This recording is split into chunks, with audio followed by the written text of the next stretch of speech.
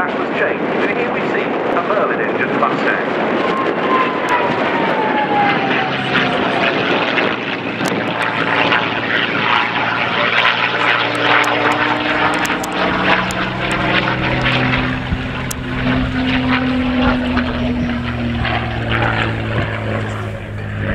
The excellence of the Mustang's airframe was never in doubt. The early Allison-powered aircraft were excellent low-level platforms and indeed were used to great effect as ground attack aircraft by the United States Army Air Forces and by the Royal Air Force's close support platforms.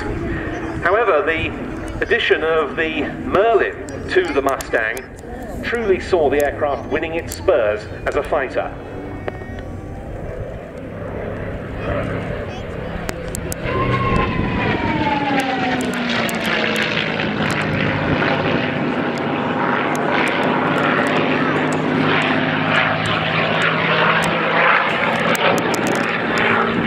Installation came about in no small part because of discussions between the then commanding officer of the Air Fighting Development Unit at RAF Duxford in Cambridgeshire and the then test pilot of Rolls-Royce, Ronnie Harker. They together felt that the combination of the Merlin engine and the Mustang airframe would produce a truly outstanding aircraft. The first Merlin-powered Mustang took to the air in late 1942, powered then by a Rolls-Royce produced Merlin, and really from there the design never looked back. That combination did indeed prove just as outstanding as those gentlemen had envisaged.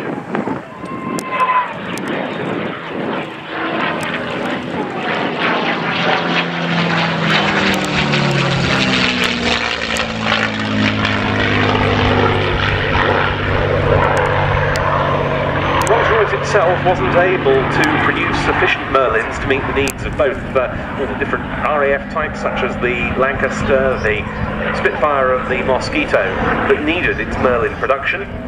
So alternative arrangements were made with the American automobile manufacturer Packard.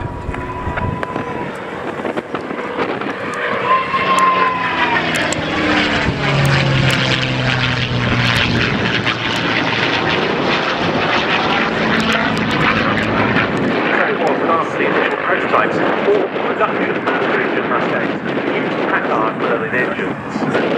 This is just such an example, this P51D model. With the Merlin engine, the Mustang became a far more effective high-altitude fighter and became benefit to the American Heavy bombers operating rotations, the likes of the Boeing b17 flight, one of which we're going to see next on the programme, which is section and the consolidated B-24 Liberators.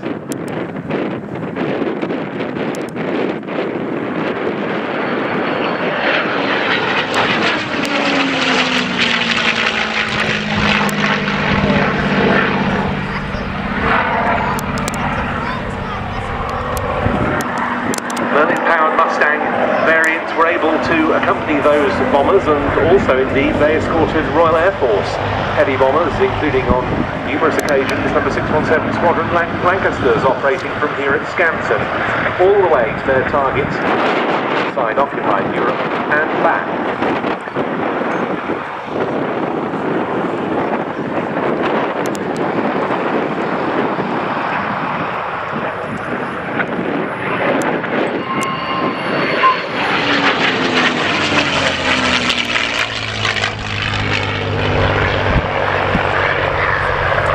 And one aspect of the Mustang's wartime service, one very notable aspect, is recalled by this example from the Hangar 11 collection at North Weald in Essex, because before the start of the last display season in 2016, the aircraft was repainted in its original wartime markings as assigned to the 332nd Fighter Group's 99th Fighter Squadron.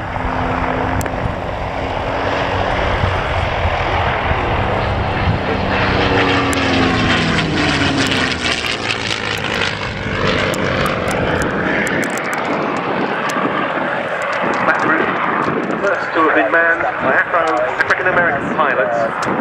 They were known as the Tuskegee Airmen, though as you can see from this aircraft's colour scheme, they also had another perhaps better known name, that of the Red Tails. They were at the time they re-equipped with the P51, part of the US 15th Air Force. In early 1945, this aircraft joined that unit stationed at Ramatelli in Italy, where it flew bomber escort and ground attack sweeps over Germany, Austria and Czechoslovakia. Scampton ground, runway 20 Rahang QP 9sep17 Pascal, start approved, press B.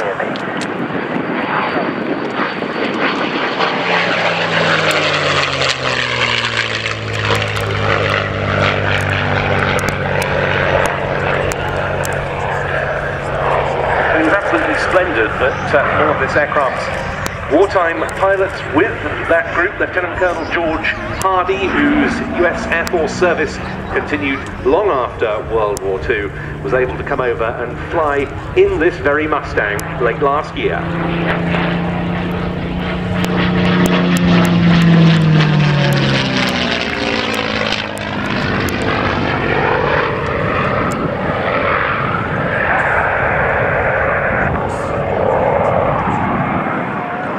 Part of the Hangar 11 collection established at North Weald in Essex by Peter Teichmann since he acquired the machine in 2001, one of now 3 airworthy fighters in that fleet. The others being a Hawker Hurricane 2B and the Supermarine Spitfire PR11. The Curtiss P40 has recently been sold.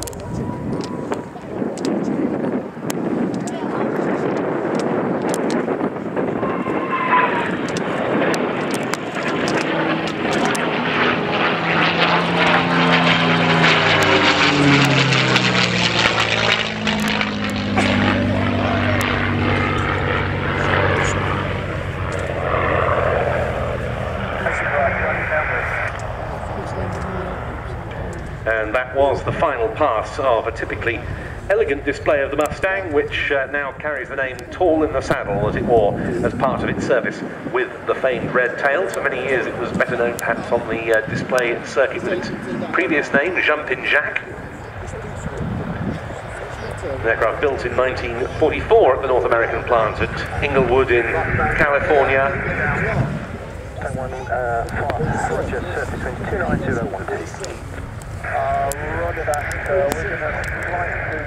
Yes, and flown by a real warbird fanatic, I'd say, after all these years. Did incredibly well, Peter, in setting up that collection. Took himself off to the States and trained, investing all his hard-earned cash and turning it all into a very fine collection indeed. So, and of course, restoring another Spitfire. Is indeed a former Soviet Air Force Mark 9.